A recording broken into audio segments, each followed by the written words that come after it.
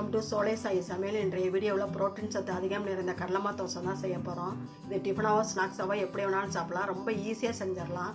இந்த வீடியோ கடைசி ஸ்கிப் பண்ணாமல் பாருங்கள். வாங்க வீடியோக்குள்ளே போய் எப்படி செய்கிறதுன்னு பார்க்கலாம். இந்த பவுலில் 1 கப் கடலை மாவு போட்டுக்கலாம். தேவையான அளவு உப்பு போட்டு கலந்துக்கலாம்.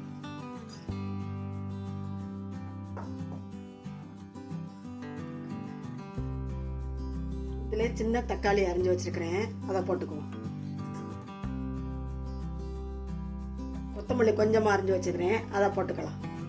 இஞ்சி கொஞ்சமா ஒரு சின்ன துண்டு துருவி வச்சுக்கிறேன், அதை போட்டுக்கலாம். ஒரு பச்சை மிளகாய் சின்ன பொடியா நறுக்கி வச்சிருக்கிறேன், அதையும் போட்டுக்கலாம். ஒரு பெரிய வெங்காயம் நறுக்கி வச்சிருக்கிறேன், அதையும் போட்டுக்குவோம். மீடியம் சைஸ் பெரிய வெங்காயம் தான்.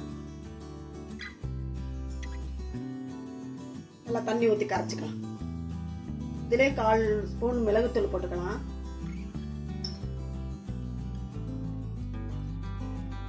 மஞ்சத்தூளுக்கு 1/4 ஸ்பூன் போட்டுக்கலாம்.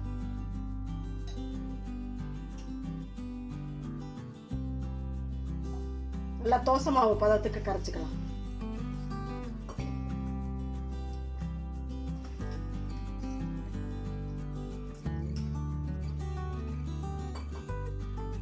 வெங்காயம் தக்காளி எல்லாம் போட கெட்டியா இருக்கு, இன்னும் கொஞ்சம் தண்ணி ஊற்றி கரைச்சிக்கலாம்.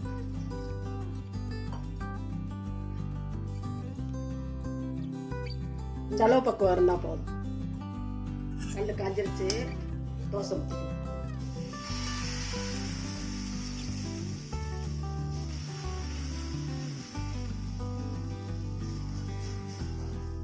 நல்லா மொத்தமாட்டே ஊற்றணும். எண்ணெய் ஊற்றி வேக விட்டுக்கலாம்.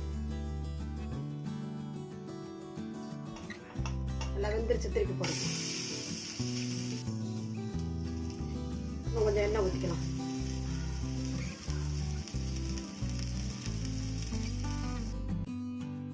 நல்லா வெந்திரிச்சு ஒரு பிளேட்டில் எடுத்துக்கலாம். நார்த் இந்தியன் ரெசிபி இது, நினச்சோன்னு செஞ்சிடலாம். தக்காளி வெங்காயம் தான், கடலை மாவு வீட்டில் இருக்கும். வெஜ்ஜு ஆம்லெட்டும்பாங்க.